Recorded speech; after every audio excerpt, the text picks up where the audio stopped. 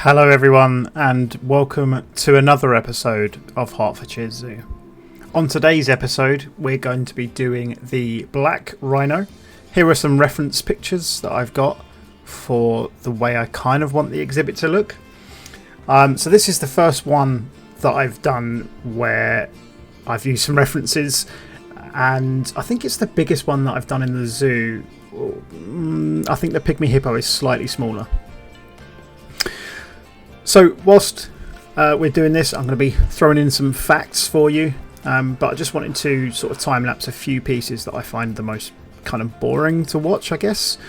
The fence, or the fencing area, the rocky area, is made up of multiple different pieces, which took quite a long time, and I think in total there are 5,000 pieces plus. But I surrounded the majority of the area with it and pushed it up against the path, which the members of public, the zoo goers, do kind of clip through every now and then, but I think it looks effective enough.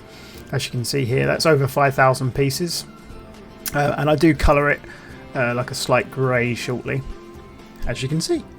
So the first fact is there are only 3 living members of the black rhinoceros family. I'm not going to try and pronounce their Latin names, but you've got the eastern black rhino, the southern central black rhino, and the southwestern black rhino. And it was only 2011 when the western black rhino was declared extinct, which is an absolute shame. Moving back into the exhibit, I'm doing some terraforming, and this actually took a while because I thought I could put the water in here, but I couldn't because of, I think, the pathing or possibly the rocks. Because there was walls behind the rocks, so I ended up moving the rocks out of the way, putting the water in, and then going back and editing it afterwards. Hopefully you haven't just caught that car going past, that's annoying. But it did take some time, but I'm really happy with the way this has come out. You'll notice it chops and changes again this video because I think it was about 6 hours in length of recording, possibly some more. So the bits that I've taken out, I do sort of jump and change things ever so slightly, so good luck if you notice them at all. There's the water that I was talking about. So black rhinos don't eat food like other rhinos. They don't mainly feed on short grass. They tend to browse, and they'll use their pointy upper lip, which they use to grasp and pluck food from trees, bushes and shrubs. So here I'm making a custom fence. So I've adjusted how up and down some of them are, how vertical some of them are, to make it look a bit more real. And I'll change the colour of them as well to show that they've had some usage. I didn't want it to be uniform, so the piece that I'm putting in now is the end pieces. Just so it had something to stick onto whilst I was copying them. But I didn't want it to be uniform. I wanted it to look a bit rustic and a bit old and a bit used, a bit dilapidated. And I think I got that look quite well because, well, you'll see, but I think it looks quite good. I think it looks legitimate. So I surround the outer side of the path in this fence, just to add something a bit different, because I didn't want to go around in the rocks again, because that would have been double the amount of entities, I guess, in the zoo for no reason. And I think I feel like you would have this kind of fence in an actual zoo. You wouldn't just have rocks leading to nowhere. Although I could have put another exhibit on the other side. I've kind of worked out where the exhibits are going, and I don't want to use this space currently. Although that could change. So whilst we're doing the fence, I'll tell you fact number 3. Black rhinos have developed a special mutualistic relationship with different bird species, including oxpeckers and egrets. So these birds will basically clean them, and they'll sit on top of them, and they'll feed on ticks, parasites and insects on the rhino's skin. So, and they tolerate it because it helps them. Here I'm building, I guess, a barrier which goes all the way around the rocks, out of some anchor and hook pieces and a thick column. I can't remember the name of that. But that goes around the entirety of that, just so that then you can't get anyone falling in. Again, a bit more realism. Realism. I've then used the metal marquee, the European one, because it's the only one that actually looks metal when you recolour it, or looks metal full stop. And this is going to create the area that's blank at the moment. Is going to create the viewing area of that. Again, I didn't want to use the rocks for the whole thing, so I've made this sort of glass iron type of area, which the zoo that I go to fairly often, which is Whipsnade Zoo in Dunstable in the UK, they don't use that. They use like ditches and rocks and things and concrete, but I didn't want to do that because I don't want to do that for every single one. I want to have something unique as much as I can. And then I'm going to add those bars at the top and fold them in and add some mesh at the top, just in case someone decides to climb, I guess. I don't really know why I added that, but I think it looks decent. And then you've got the one-way glass that I'm going to add in here as well, which I actually struggled with fitting, and then suddenly it fit afterwards. So bizarre, but there we go. In the hottest part of the day, or during the hottest part of the day, rhinos will actually lay down and go for a sleep. It's almost like a mini siesta, if you know what that is. So they'll be under large rocks and trees, or in a shallow mud pool, which we do end up adding one for them, which is nice. And then as soon as the temperature drops, they will become active again. This is usually during the nights and the early mornings. So if you do go on a safari, you might not see one moving because it may well be too hot, unless you go in the morning. I wouldn't want to go at night. That would be scary. Get a lion and run after you. And there you can see the iron steel marquee building wrapping around the majority of this area. Although I'm going to build like an indoor area here with corrugated iron walls. These are actually really quite nice to use. They're not rusted like the other set of corrugated iron. I'm then going to add in the girders. This is going back to the reference picture that I had earlier. I feel like whenever you go and see rhinos or hippos or something like that in a zoo, they always tend to have this sort of corrugated iron girder type of setup, which is what I've gone with here. So I went as detailed as I think I can do at the time. Somehow this fit. I got this to fit really nicely. I guess they kind of plan for that so that you have got the pieces, but I'm not good at puzzles, so it took a while for me to work out how to do it, but we got there in the end.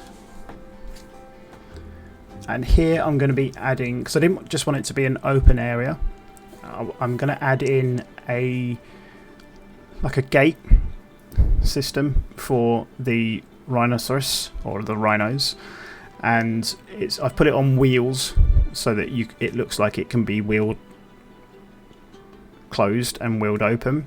So maybe at night they come in, or if there's an issue and one of them needs to be quarantined, they can come in, shut this door behind them, and then the vets can do their work, or something along those lines.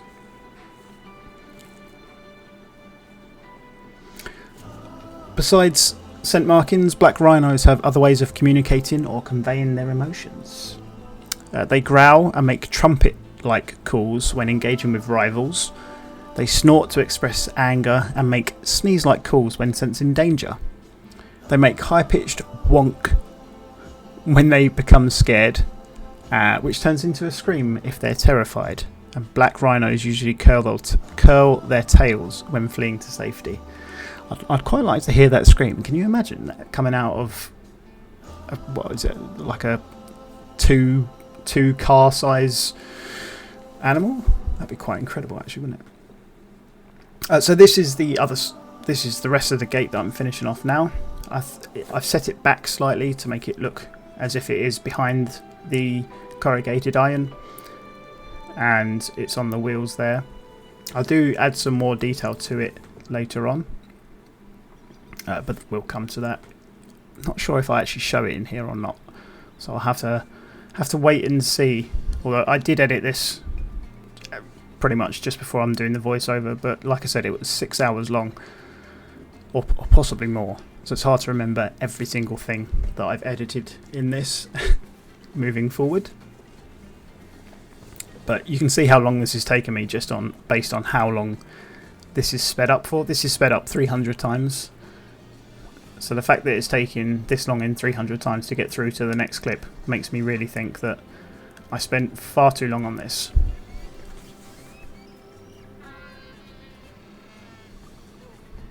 So that's supposed to be like the bar that it moves on, but I do change that later on.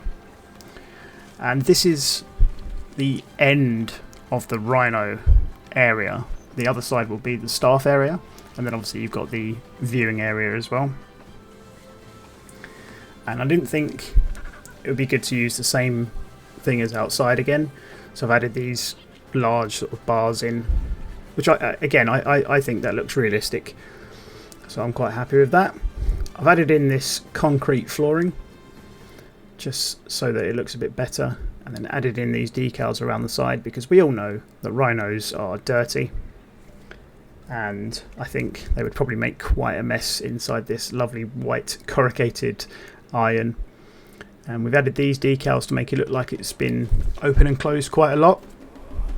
On the outside, I didn't want it to just go straight into the entrance, so I've added in the iron bars that I've used inside and these wooden logs with these rusted metal rods to make it look a bit more legitimate, and they can't then come right up to the glass and break it. Just there, or just here even, I've added in what I would class as the staff way in if they need to get their car in. I know I've got the bars there, but I don't know how the animal doors work, so I didn't want the animal to just walk out and escape, so I put the bars in to make sure there was no escape possible. So you've got like a sort of ranger's entrance in case something goes terribly wrong. And then I've added in the natural path to make it look like it's been used a few times. Inside, I know this is quite a long clip, so apologies in advance. Oh, no, apparently not. That's the staff area where they make their food and store their packages along with the recycling. And then I'm adding in some aircon because it's going to get very, very hot in here. Although I have added some windows to the roof, it will get extremely hot in the summer because there's heaters in there and they need it at like 30 degrees or something, so it will get quite hot. So I've added in some aircon for when it gets a little too hot. This for some reason didn't stay straight, which really annoyed me, but I haven't fixed it because once you've put it in, I don't really feel like that's something you're going to see too often because of it being up in the air. Like when you walk in to do a tour, you're not going to be looking at that. But I still don't know why it went so bent. Adding in the heating now. Again, they don't have a good heater. Look, they've got a patio heater for members of the paying public, but not for animals. This is the rhino first coming in. I think they've done a really good job with the rhinos.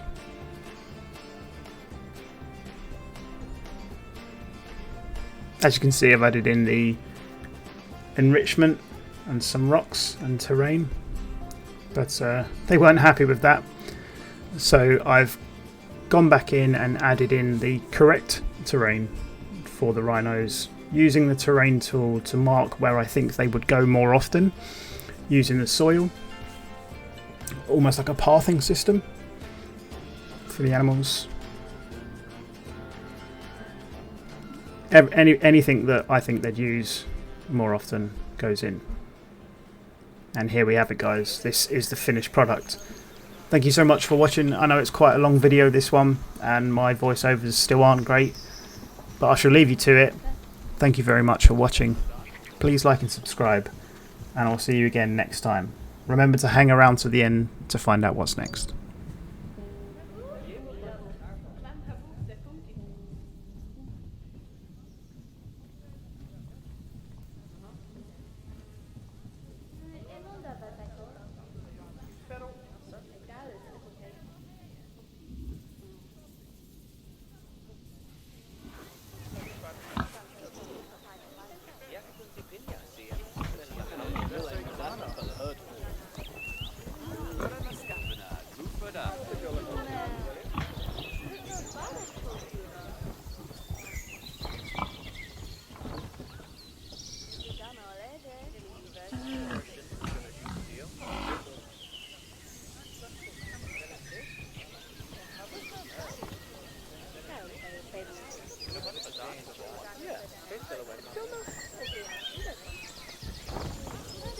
Il canon level up.